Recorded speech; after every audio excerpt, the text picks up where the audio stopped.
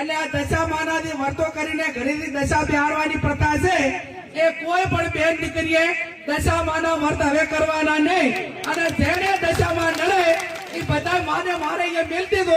હું એકલી ગાડી ફેરવું છું દશામાં મારા ભેગા ગાડી ભરશે અને નડે તો મને નડે તમને કોણ નડશે નહીં બરોબર ને પછી આ ભુવાનું ને એનું જો ને